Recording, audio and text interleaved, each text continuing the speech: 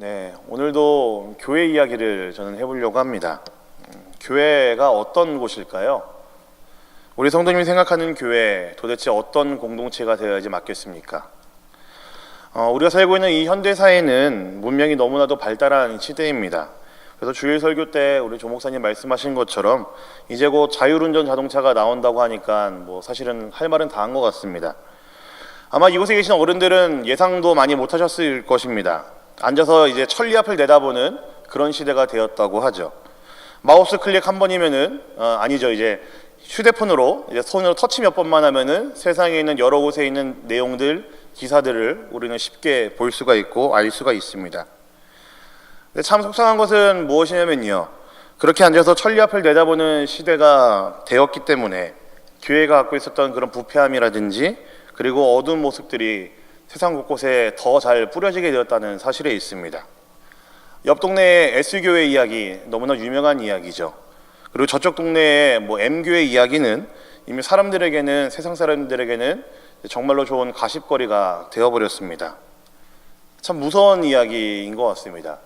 교회가 세상으로부터 지탄을 받는 시대가 되었고 세상으로부터 손가락질 받는 시대가 되었고 많은 사람들의 입방아 위에 오르락 내리락 하면서 도마 위에 오르락내리락 하면서 썰리는 시대가 되었다는 것이 참으로 무서운 시대가 되었다는 생각이 듭니다. 근데 무서운 이야기이면서 동시에 사실은 우리 스스로 좀 돌아봐야 되는 이야기가 아닐까 싶습니다. 우리도 순간 그렇게 될 수 있다는 것에 대한 위기감을 가지고 있어야 되고 두려움을 가지고 있어야 됩니다. 우리 교회도 순식간에 그렇게 전락할 수 있다는 것에 대한 이제 두려움을 우리가 가지고 있어야 되지 않겠습니까? 그렇게 우리에게는 너무나 필요한 이야기입니다. 이 교회가 어떤 곳인지 아는 것, 그리고 이 교회가 어떤 공동체인지 우리가 분명히 알아야 됩니다. 오늘 말씀은 교회가 어떤지를 분명하게 이야기를 하고 있습니다. 그래서 이렇게 정리를 할 수 있을 것 같습니다. 오늘 설교에 대한 아주 간단한 요약이라고 한다면요, 이렇게 정리가 가능합니다. 교회는 세상 속의 교회라고 하는 것이 아마 가장 간단히 정리가 되는 것 같습니다. 교회, 세상 속의 교회입니다. 다른 곳에 있는 게 아니고요, 세상 속에 있는 것이 교회입니다. 이 이해가 바로 섰을 때에 우리에게는 진정으로 교회에 대한 바른 시각을 가질 수 있을 것이며 이 이해가 바로 섰을 때 우리 진정으로 교회가 어떤 곳인지를 분명하게 알게 될 것입니다.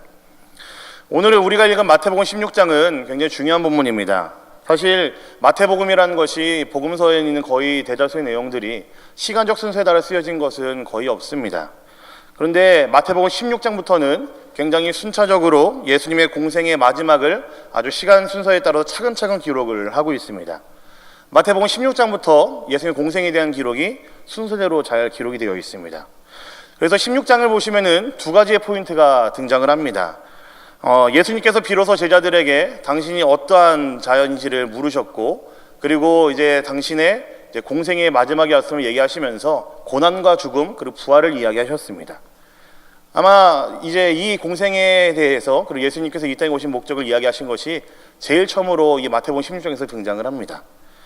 또 두 번째는 이 내용이 포인트죠. 우리가 잘 아는 것처럼 베드로가 예수님이 내주신 시험을 아주 잘 통과를 하는 것이 드러나고 있습니다. 베드로의 신앙 고백을 통해서 예수님께서는 굉장히 기뻐하시고 흡족해 하시면서 베드로의 신앙 고백 위에, 베드로의 고백 위에 교회를 세우겠다라고 이야기를 하셨습니다. 선언하셨습니다. 사실 오늘 말씀을 통해 우리가 주의 깊게 살펴볼 말씀의 포인트가 사실은 여기에 있습니다. 오늘 본문은 교회의 머리이시며 주인이신 예수님께서 이 땅 위에 교회의 창립 선언을 하신 본문이라고 볼 수가 있습니다. 베드로의 신앙 고백 위에 세워진 교회입니다. 예수님이 하신 이 교회 창립 선언은 너무나 중요한 의미를 가지고 있습니다. 이 땅에 있는 모든 교회의 정체성을 회복하게 하는 것이며 교회가 무엇인지 그리고 교회가 어떤 곳인지를 바르게 직시할 수 있기 때문에 그렇습니다. 그래서 오늘 말씀을 우리가 다시 한번 읽어보도록 하겠습니다. 우리가 많이들 쉽게 눈치채지 못하고 넘어가는 말씀의 포인트가 바로 지금 이 말씀에 숨어 있습니다.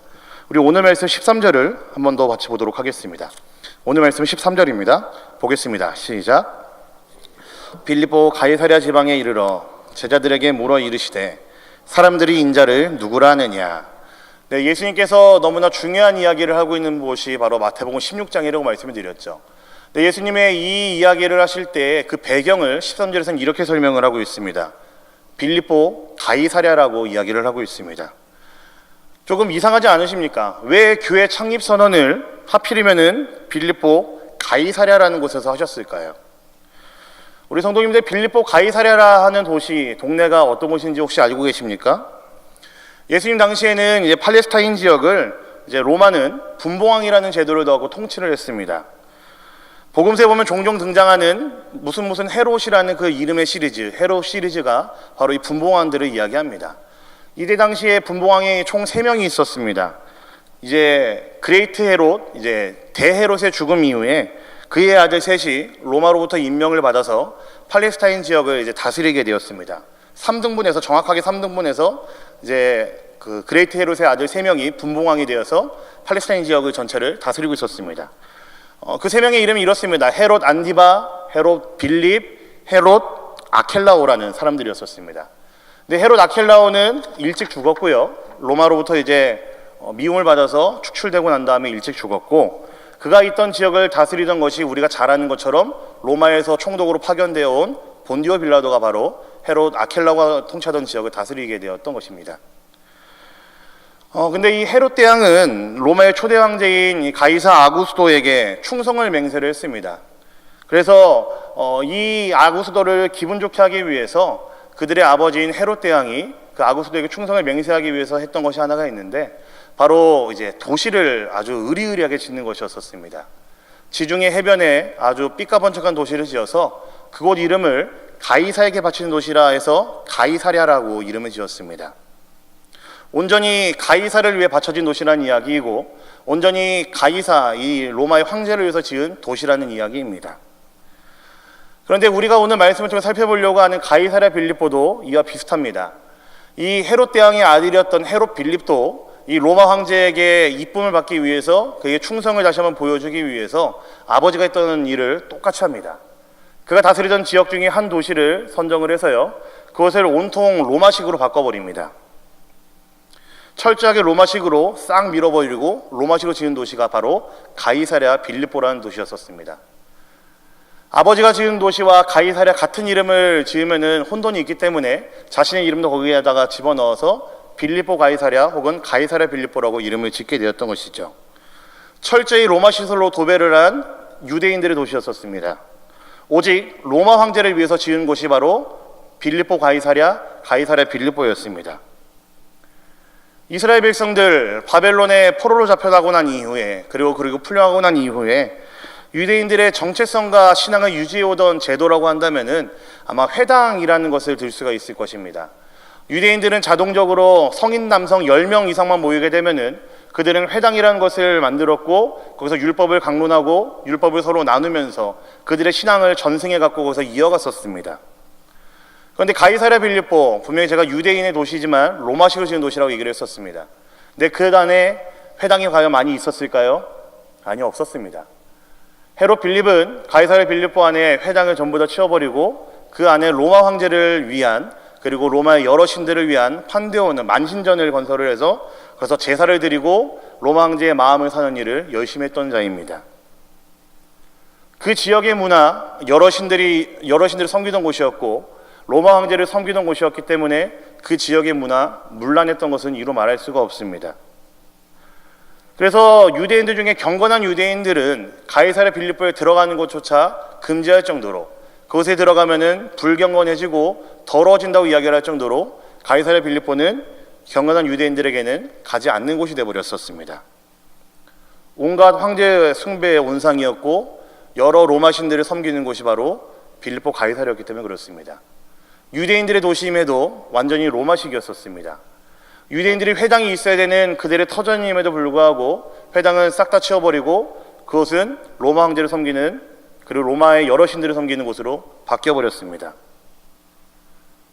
가이사랴 빌립보가 의미하는 것이 무엇이겠습니까? 답이 나오시죠. 세상을 이야기합니다. 온갖 세상의 중심지가 바로 가이사랴 빌립보를 이야기하고 있습니다. 예수님께서 가이사랴 빌립보, 바로 이 세상 한복판에서, 그리고 그 중심에서 무엇을 하신 것입니까? 교회 창립 선언을 하신 것입니다. 당신의 공생의 마지막에 그 30몇 년 동안 쭉 살아오시면서, 당신이 그리스도로서 살아오시면서 당신의 공생의 마지막에 있을 40년 동안 가르치셨고 전하셨고 그리고 모든 사람들에게 전파하셨던 그것들을, 천국 복음을, 하나님 나라를 이제 교회에게 맡기시겠다고 선언을 하신 것입니다. 당신의 공생애가 마지막이 다가오기 때문에 유언처럼 그의 유지를 받들 수 있는 공동체를, 그리고 예수님의 몸 되는 곳을 예수님께서는 분명히 선언을 하신 것이죠. 예수 그리스도의 몸된 교회를, 하나님 나라 운동을 전개할 교회를, 성전이 있었고 유대인들의 중심이었던 그런 예루살렘이 아니라 가이사랴 빌립보, 온갖 악한 것들이 가득했던 문란했고 음란했던 그 도시에서 하신 이유가 무엇이겠습니까? 교회가 있어야 될 것이 바로 여기라는 이야기입니다. 세상 속에 교회가 있어야 된다는 의미입니다. 교회의 교회담을 드러내야 될 곳이 세상 한복판이라는 이야기입니다. 어디 멀리 동떨어진 곳이 아니고 세상 중심부에서, 세상의 가장 중심부에서 교회가 있어야 되고 그곳에서 교회의 교회담을 드러내야 된다는 의미 아니겠습니까? 세상 속에서 온전히 하나님 나라를 선포해야 되고 세상 속에서 온전히 하나님 나라를 보여줘야 되며 세상 속에서 온전히 하나님 나라가 무엇인지를 알려줘야 된다는 이야기입니다. 그 안에서 복음을 증거해야 된다는 이야기이죠. 그래서 사도 바울은 교회의 사명을 이렇게 이야기했습니다. 에베소서 3장 9절부터 11절까지 말씀을 한번 보도록 하겠습니다. 에베소서 3장 9절부터 11절입니다. 같이 한번 보겠습니다. 시작. 영원부터 만물을 창조하신 하나님 속에 감춰졌던 비밀의 경륜이 어떠한 것을 드러내게 하려 하심이라. 이는 이제 교회로 말미암아 하늘에 있는 통치자들과 권세들에게 하나님의 각종 지혜를 알게 하려 하심이니 곧 영원부터 우리 주 그리스도 예수 안에서 예정하신 뜻대로 하신 것이라. 예수 그리스도를 통한 구원, 그리고 교회의 교회다움, 하나님 나라의 복음, 이 모든 것들을 하나님의 비밀이라고 얘기를 했는데 이것이 이제 무엇을 통해 세상 가운데 드러나겠다고 얘기하고 있습니까? 교회를 통해, 교회로 말미암아 드러나는 일이라고 이야기를 하고 있습니다. 교회의 사명을 이야기하고 있습니다. 세상의 한복판에 있지만 세상에 동화되지 않고 오히려 세상을 예수 그리스도의 복음으로 하나님 나라로 바꿔나가는 일, 변화시켜 나가는 일이 바로 교회가 해야 되는 일이라는 이야기입니다. 교회의 사명이 바로 여기에 있다는 이야기이죠. 그것이 이 땅 위에 교회가 존재하는 목적입니다. 그래서 교회의 특징에 따라서 이제 구분을 하고 이야기를 합니다. 교리적으로 이야기를 하는데요. 그중에서 교회를 이야기할 때 이런 특징으로 이야기를 할 때가 있습니다. 교회를, 지상의 교회를 전투하는 교회라고 이야기를 합니다.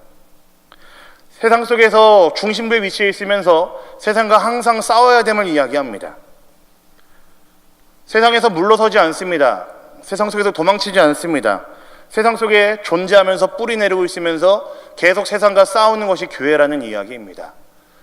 교회를 더럽히는 것들과 싸우고 하나님 나라의 복음을 어지럽히는 것들과 싸우고 세상에 있는 악한 것들과 싸우는 것이 바로 교회가 해야 되는 일이라는 이야기이죠.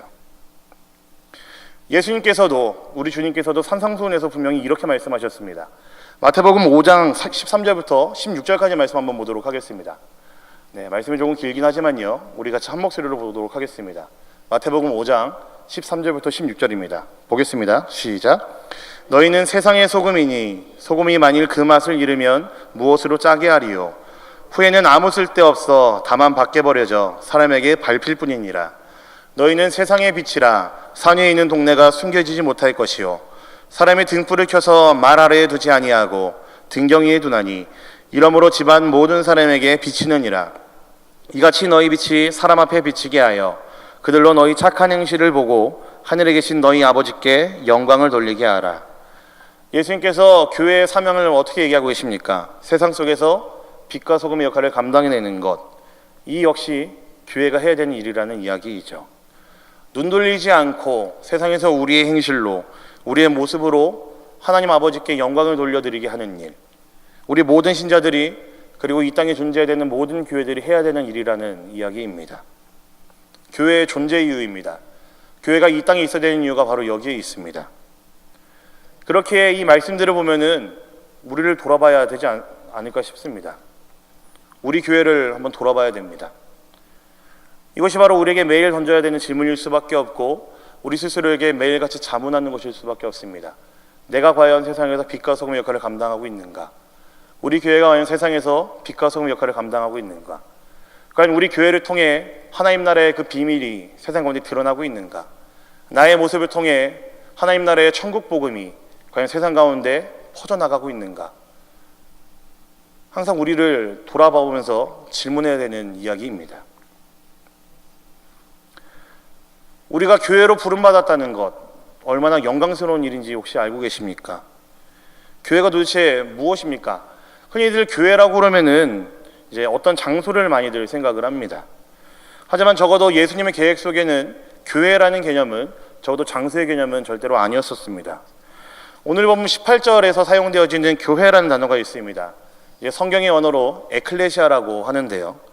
아마 이제 마태복음 16장 18절에 있는 이 교회라는 단어가 이 에클레시아라는 단어로 사용되어졌을 때 성경에서 제일 먼저 등장하는 것이 바로 마태복음 16장 18절 말씀에 있는 이 교회라는 단어입니다. 에클레시아라는 단어 원래 뜻은 이렇습니다. 밖으로 불러내다라는 뜻입니다. 이제 그리스의 용어에서 차용한 단어인데, 이제 그리스 폴리스에서 이제 자유 시민들의 모임을 이야기할 때 에클레시아라는 단어를 썼습니다.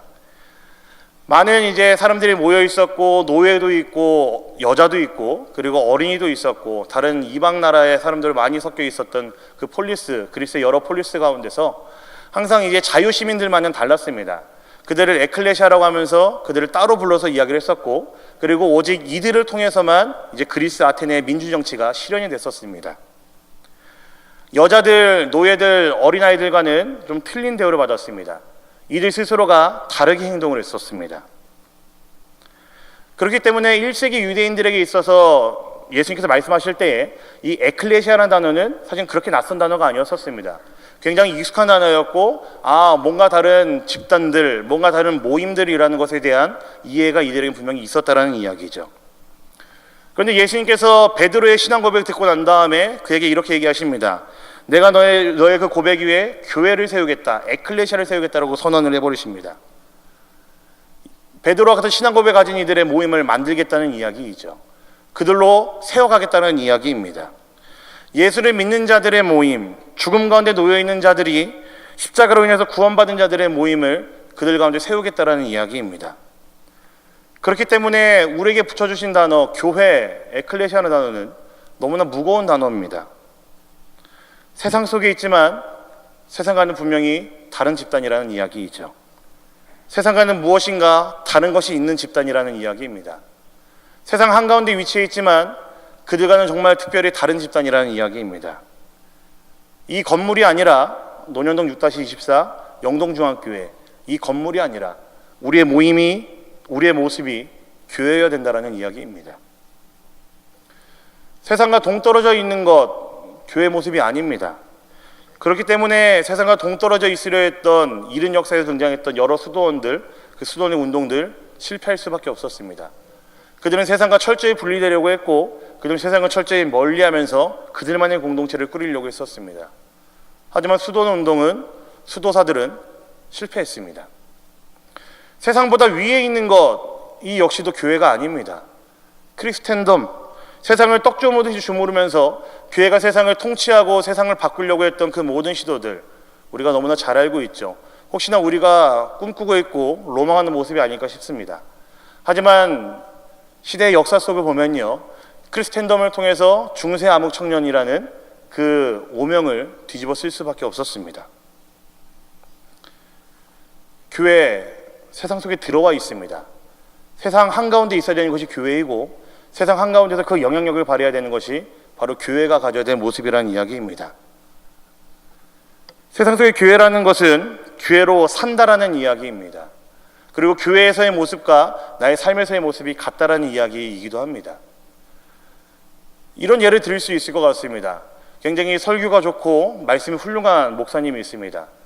근데 이 사람의 설교를 들을 때마다 사람들이 엄청난 수가 모이고, 이 사람의 설교를 들을 때마다 많은 사람들이 눈물을 흘리면서 회개를 하고 엄청난 일들이 일어납니다. 그러나 이 목사의 평소의 모습이 꽝이라고 한다면 교회의 모습이 절대로 아닙니다. 매일같이 예배에 참석하고 매일 새벽 예배에 참석하면서 기도도 매일같이 하는 어떤 성도가 있다고 하겠습니다. 그러나 이 성도가 교회 밖에만 벗어나가면 사람들에게 무례하게 행하고 그의 삶에서 따뜻함을 느낄 수 없거나 그리스도인다움을 한 터럭이라도 찾을 수가 없다고 한다면 그것은 교회의 모습이 절대로 아닙니다. 케이커 교도 중에 한 사람은 이런 이야기를 했다고 합니다. 신자의 진짜 예배는 예배당을 벗어나는 순간부터 시작이라는 이야기를 했다고 합니다.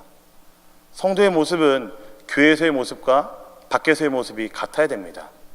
우리가 교회로 불려지려면은 교회 안에서의 우리의 모습과 교회 밖에서 세상 속에서의 우리의 모습이 같아야 된다는 이야기이죠. 세상 속에서 교회다운 모습을 보이는 것, 세상 속에서 나의 신앙과 일치된 모습을 보이는 것, 이것이 바로 교회의 모습이라는 이야기입니다. 미국에 퓨 재단이라는 곳이 있습니다. 하워드 퓨라는 이제 석유 재벌이 만든 설립한 재단인데, 굉장히 이제 리서치라든지 여러 가지 연구 활동을 이제 많이 하는 그런 미국의 몇 개 안 되는 재단 중에 하나라고 이야기를 합니다. 근데 이곳에서 독일의 종교 인구에 대해서 리서치를 한 것을 제가 본 적이 있습니다. 그래서 2005년에 있는 이제 종교 인구와 그리고 2016년에 있는 종교 인구를 비교한 표를 봤습니다. 근데 참 재밌는 것이 이렇게 되어 있습니다. 2005년에 로만 카톨릭 인구가 전체 인구의 37%였었습니다. 그런데 2016년에는 이 37%의 로만 카톨릭 인구가 어떻게 바뀌었는지 아십니까? 30%로 뚝 떨어졌습니다. 근데 우리가 관심 있는 것은 이제 로만 카톨릭이 아니고 우리 기독교의 수치겠죠. 2005년도에 독일의 기독교 인구 전체 인구의 47%였었습니다. 생각보다 높죠. 왜냐하면 독일에 이제 루터란들이 있기 때문에 아마 그렇다고 생각을 합니다. 그런데 2016년에 몇 프로로 떨어졌는지 아십니까? 급감했는지 아십니까? 20%로 급감했습니다. 엄청나게 곤두박질쳤다라는 이야기이죠. 혹시 이유가 무엇인지 짐작하실 수 있겠습니까? 독일에서 기독교 인구가 혹은 로만 카톨릭 인구가 떨어질 수밖에 없던 이유, 특히 기독교 인구가 폭락하듯이 떨어질 수밖에 없었던 이유, 그 이유 혹시 뭔지 짐작하실 수 있겠습니까? 이슬람 절대로 아닙니다. 이 독일의 이 퓨 재단이 독일의 종교 인구를 통해서 급감할 수밖에 없었던 이유를 이렇게 꼽았습니다. 지독한 세속화 그리고 교회에 대한 불신이라고 꼽았습니다. 우리나라와 아주 상황이 비슷하죠. 가난한 성도들이 생기는 이유, 교회에 대한 불신앙 때문입니다. 교회가 교회다운 모습을 보이지 않고 있기 때문에, 교회가 마땅히 해야 되는 일에 몰두하지 않고 세상과 똑같이 살아가려고 하고 있는 모습 때문에, 교회의 교회다움이 드러나지 않기 때문에, 우리가 세상 속에서 변화를 요구해야 되지만 우리가 세상과 다를 바 없는 삶을 살고 있기 때문에, 그리고 그 사람들이 교회에 어느 순간인가부터 그득해졌기 때문에, 그렇기 때문에 많은 젊은이들은, 많은 사람들은 교회를 떠납니다. 죄송하지만 제 이야기를 한번 할까 합니다. 제가 살던 동네 안산에는 제 친구들이 많이 있습니다. 아무래도 이제 제가 그곳에서 오래 살았기 때문에 그 친구들은 이제 저랑 어렸을 때부터 동네에서 같이 이제 자라고 같이 이제 학창 시절을 보낸 친구들입니다. 그리고 또 무엇보다도 제가 한참 이제 학교 다닐 때, 어렸을 때, 방황할 때 멋모르고 사귄 친구들이 많이 있기 때문에, 이제 요란하게 보낼 때 사귄 친구들이 많이 있기 때문에 제가 이제 신학을 시작하면서 이 친구들을 조금 이제 멀리하게 되었습니다. 사실 만나자는 연락도 제가 이제 피했고요. 친구들 놀러 오라는 이야기도 제가 좀 많이 피하면서 그렇게 친구들과의 거리를 좀 둔 적이 있습니다. 신학을 시작하게 되면서요. 약속이 있어도 잘 가지 않았습니다. 그리고 이제 친구들에게 뭔가 좋은 일이 생길 때만 1년에 뭐 한 번 내지 두 번 정도 얼굴을 비추는 그런 정도의 이제 거리감을 유지하게 되었습니다. 근데 이게 지금 생각해보면 참 감사한 것이, 친구들이 그래도 제가 안 간다고 하는데도 항상 어떤 대소사가 있으면 저를 이게 항상 불러내려고 연락을 항상 취해줬다는 것에 있죠. 뭐 누구 생일이다 나와라, 오늘 누구 모임이다 나와라, 오늘 뭐 누구 집들이다 나와라 하고 항상 저에게 연락을 항상 줍니다. 그렇지만 이제 1년에 한두 번 정도 좋은 일이 있으면 만나게 되었는데, 이제 어느 날은 친구들이랑 같이 앉아서 커피숍에서 커피 마시면서 이야기를 하는데, 그 친구들이 저에게 이런 질문을 하는 겁니다. 혹시 우리 성도님들, 교회를 안 다니고 있는 사람들이 교회 다니는 사람들에게 혹은 사역자들에게 제일 많이 물어보는 경우는 뭔지 아십니까? 네, 헌금 목사가 다 갖는 거냐? 이걸 물어봅니다. 헌금 많이 들어오면은 다 네 거 되는 거냐? 저한테 이런 얘기를 물어봐요. 그리고 저한테는 또 이런 얘기도 합니다. 너 그 교회랑 계약 기간이 언제까지냐? 네, 빨리 우리들의 삶을 복귀해라, 뭐 이런 얘기도 제 친구들 저한테 합니다. 근데 아무튼 세상 사람들이 제일 궁금해하는 것은 교회에 들어오는 그 많은 헌금들 도대체 교회가 어떻게 쓰냐, 다 목사 주머니로 돌아가냐라고 그렇게 질문들을 많이 합니다. 교회 수입 배분 구조가 어떻게 되냐, 뭐 이런 것들 많이 물어보죠. 제 친구들도 이제 크게 다르지 않습니다. 뭐 세상에는 여러 호사가들처럼 교회의 여러 가지 것들을 이제 조롱하고 이제 놀리면서, 그리고 꼬집을 것들은 꼬집으면서 저한테 그런 이야기들을 쭉 늘어놨었습니다. 근데 참 인상 깊었던 것이 뭔지 아십니까? 그런 이야기들 속에서 제 친구들이 저에게 했던 이야기, 참 인상 깊었던 것이 이것이었습니다. 야, 다른 목사들이 돈 떼먹고 교회 팔아먹어도 너는 그러지 말아라 라고 저에게 이런 이야기를 했습니다. 야, 세상에 다른 목사들이 다 헌금 받아가지고 인마이 포켓해도 너는 그따위로 살지 말아라 라고 저한테 제 친구들이 이야기를 합니다. 교회 한번 안 다녀본 친구들인데, 교회 한번 가본 적이 없는 녀석들인데, 그래도 이들에게 있었던 것이 뭐라는 겁니까? 어느 정도 교회가 어떤 곳인지, 어떤 공동체인지 짐작을 한다라는 이야기입니다. 세상에서 그렇게 욕을 많이 하고 조롱당하고 있는 것이 교회이지만, 그럼에도 세상의 교회를 향해 가지고 있는 어떤 바람이나 어떠한 기준이 있다는 뜻 아니겠습니까? 다른 목사들 다 그렇게 해도 너는 그렇게 하지 말아라. 다른 목사들 다 돈 떼먹고 주머니에다 다 집어넣어도 너는 그따위로 살지 말아라 라고 교회를 한 번도 안 해낸 제 친구들이 저한테 그런 이야기를 합니다. 그게 교회의 모습이라는 이야기겠죠. 그게 세상 사람들에게로부터 기대되고 있는 교회의 모습이 그래야 된다는 이야기겠죠. 세상 사람들은 교회에게 향하는 그 바람과 기준은 이런 모습이라는 이야기입니다. 뭔가 세상과는 다른 모습입니다. 세상 속에 뿌리 내리고 있지만, 세상 한가운데 있지만, 세상의 중심부에 있지만, 다른 사람들과는 다른 모습, 세상에는 그 어떤 것들과는 다른 모습을 세상 사람들은 원하고 있다는 이야기입니다. 우리 주님께서 마태복음 16장에서 하신 것은 교회 창립선언이었습니다. 교회가 그저 그런 공동체가 아닌 것을 우리는 너무나 잘 압니다. 가이사랴 빌립보와 같은 세상 한복판에서 하나님 나라를 세상 가운데 드러내면서 보이면서 살아가는, 세상과는 전혀 다른 질적으로 다른 공동체가 바로 우리 교회여야 됩니다. 이런 말이 있습니다. 교회는 두잉 처치가 아니라 비잉 처치라는 이야기가 있습니다. 어떤 행동들을 통해서 보여줘야지, 어떤 행동들을 해야지 교회로서 인정받는 것이 아니라 그 자체가, 그 사람이 삶에서 교회가 되면은 된다라는 이야기입니다. 새신자 초청잔치 열고 전도 많이 하고 아주 의리의리하게 예배 드리는 것, 이것이 아마 세상에 교회가 보여줘야 될 모습일 수도 있습니다. 하지만 정말로 예수님이 원하셨던 교회의 모습은 우리가 세상에서 교회답게 사는 것입니다. 두잉이 아니고요, 비잉입니다. 우리가 세상 가운데서 교회로 살아가는 것, 우리가 세상에서 교회다운 모습을 보여주는 것, 그리고 이 교회 안에 교회로 살아간 자들의 모임이 많아지는 것, 넘쳐나는 것, 이것이 아마 예수님께서 원하시는, 예수님께서 꿈꾸시는 교회의 모습일 것입니다. 교회가 무엇인지, 교회의 존재 이유가 무엇인지 다시 한번 우리의 마음에 새기시기 바랍니다. 그리고 우리의 모습 한번 돌아보십시오. 세상을 변화시켜야 되는 우리가, 이 교회가 세상과 동화돼 버린 것은 아닌지 우리의 모습 한번 돌아보십시오. 세상의 가치관이 교회에 갖고 들어와서 우리가 멋대로 교회 안에 있는 여러 가지 일들을 잘라내고 끊어내고 이어붙이고 그런 일들을 우리가 하고 있지는 않습니까? 세상에서 빛과 소금의 역할을 감당해내면서 세상에 참된 샬롬을 보여줘야 되는 우리가 오히려 세상에서 걱정과 근심거리가 되고, 야 너는 절대로 그렇게 살지 말아라고 제 친구들이 제게 얘기했던 것처럼 다른 사람들로부터 우려가 되고 있는 공동체가 되어 있지는 않습니까? 과연 우리 영동중앙교회가 우리 예수님께서 이 땅에 교회를 세우신 그 목적대로 그 발자국을, 그 뒤를 과연 따라가고 있습니까? 과연 우리 성도님들, 사랑하는 우리 성도님들, 그런 교회로 세상 가운데 살고 계십니까? 예수 그리스도의 십자가로 구원받은 우리를 이야기할 때 교회라고 이야기를 합니다. 우리는 세상 가운데 있으면서 세상 속에서 교회가 된 자들입니다.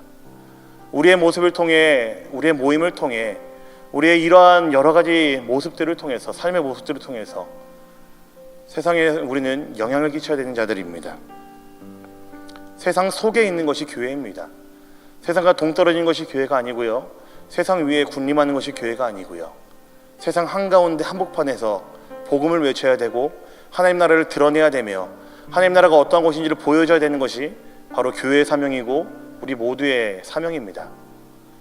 사랑하는 우리 영동중앙교회 성도님들, 교회답게, 성도답게 이 세상을 살아가는 우리 성도님들이 되시기를 우리 주님의 이름으로 간절히 부탁드리겠습니다. 예수님의 교회 창립 선언 예루살렘에서 이루어지지 않았습니다. 가이사랴 빌립보, 세상의 한복판에서 음란하고 문란한 그 문화들이 가득한 그곳에서 그 한복판에서 이뤄진 예수님의 선언입니다. 예수님께서 이 교회를 향한 마음이 거기에 있다는 이야기이고, 예수님께서 우리를 향한 기대가 바로 거기에 있다는 이야기입니다. 우리 성도님들, 교회답게, 성도답게, 그리스도인답게 그렇게 살아가시는 우리 모든 성도님들이시기를 우리 주님의 이름으로 간절히 부탁드리겠습니다.